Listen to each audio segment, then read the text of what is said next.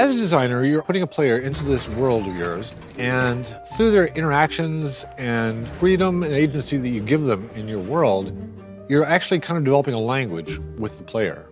The players are basically learning this language and playing the game, and it's the designer that's creating the world that is defined by that language.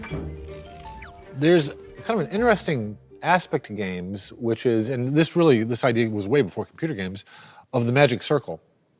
And this is the idea, especially in social games, that you have, kids come together and they decide they're going to play whatever, hopscotch. And the players of the game are basically now within this thing we call the magic circle. They are bound by the rules of that game.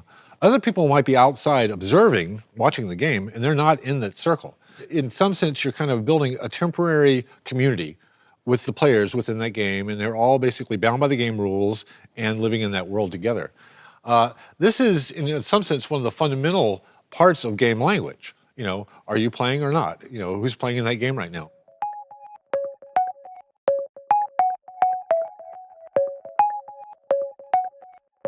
As a language within games, I think that we do have the same types of grammar that real language has. In the world, things are basically kind of nouns, verbs, and adjectives. I might go out the door and see this dog barking at me. The dog, is basically the noun. It's the thing. The verb, might be bite. I'm afraid he's going to bite me. Adjective is mad. He's a mad dog. He's, barking at me. Based upon that, I will, decide me run fast away from the dog, whatever. But you can come and almost interpret everything in the world according to these, parts of speech. In a game, players will encounter the same thing. What is that? What can it do? What does my agency allow me to do against it? And so that's the kind of language that the players need to kind of learn in your game very rapidly and feel very comfortable and almost transparent in learning that. When you're deciding, what the language of your game is, the nouns, verbs, adjectives, of course, it depends entirely on kind of the setting in which you're placing the player into. You can kind of describe a setting or show a player a screen and kind of tell them, what would you imagine wanting to do here? I think that's a good starting point. As a player, what are the things I think I should be able to do? Or what things occur to me, right off the bat? And, you can actually just talk to people and show them, kind of the setting and see what they say. See what, the most common answers are. As they move through your space, however that space is kind of displayed, things will occur to them. Ooh, I wish I could do that. Can I move this? Can I pick that up? Can I put something there? And so for a lot of people, it's just going to be, once they kind of immerse themselves in this little world, there are going to be a set of things that they would like to try. And if you give them a goal state, say, okay, try to do this, it's going to be much more specific. Oh, okay, well, in that case, can I move? Can I open that door? Do I need a key? That's where you're going to start deciding, okay, how much freedom, or agency does the player have in this world? What are the things in which they're going to manipulate? And what kind of interface are we going to basically give the player so they do that very naturally? And, you also need to present these things in the world, such that it's fairly obvious that these are nouns you can manipulate or part of the game world, part of the game actions.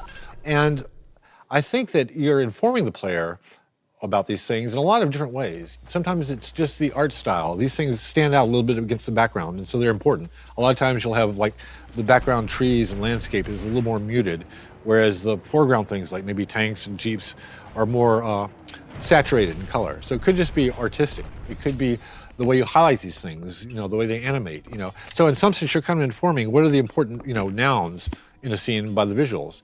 And the verbs, are going to be very dependent upon the interface and the point of view of the game, whether it's first person, third person, whatever. For instance, I show somebody a terrain and say, okay, you're going to build a city here, and ask them what's the very first thing that would occur to you. And people might say, I don't know, roads or houses or whatever it is. But they'll start telling you, verbs that they would, expect to play with in this play set. If it's a first-person game, and they're trying to escape something, they're going to be looking, for doors, keys, a whole set of things will occur to them, and a whole set of verbs will occur to them, And at some point, you're going to start developing this language, verbs, nouns, and adjectives.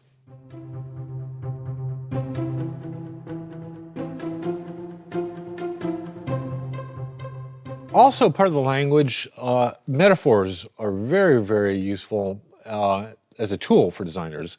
So the player can come in and have at least some grounding for what kind of a system they're dealing with, And even if it's not direct, it can be an indirect metaphor. Command and Conquer, which is one of the old games I used to play a lot Basically, me and my friend used to play with our little model tanks and make up rules and have these whole little battles with our little toy tanks. And it was basically Command and Conquer brought to life. A game like Quake or Doom or one of these first-person shooters, it's kind of like kids running around playing cowboys and Indians. It's the same basic activity, and you know when you get in there, oh yeah, this feels just like that. The Sims I used to refer to as Dollhouse. Really, that's the metaphor for The Sims. When you see The Sims, okay, it's a little house with little characters, and it pretty much is like kind of an animated, brought-to-life dollhouse. When I was building SimCity, I really kind of felt like, in some sense, it was a digital train set. You know, people own these model train sets, recreate little towns, and I had several train sets when I was a kid. And I wanted SimCity to kind of have that feel of crafting this little world that came to life, this little automata. But I designed it, I built it, it had dynamics, and it could, you know, live or grow or die. But for me, that metaphor of the train set was kind of like a guiding principle, you know, for SimCity. And even when it came to how we visualize it and how the graphics look, we tried to kind of make it look like a little train set. I reference a lot these kind of childhood experiences, you know, whether it's, you know, cowboys and Indians or playing with model trains. These aren't things that, you know, were invented during my childhood. These are actually, you know, activities that were probably around for hundreds, if not thousands of years. People were building, you know, small recreations of real spaces or playing games where they ran around and, you know, played tag or whatever. These are kind of basic aspects of play. A lot of these dynamics and activities and thought processes that people are doing in digital entertainment and digital games are things that they've done before in other formats, you know, before they had computers and all that stuff. I'm certainly not advocating that every idea that you come up with, you know, has to have some precedent, you know, either in your childhood or in history or in gaming in general. In fact, I'm sure there are a lot of very cool, unique experiences that, you know, are totally unique to this medium that we have yet to discover.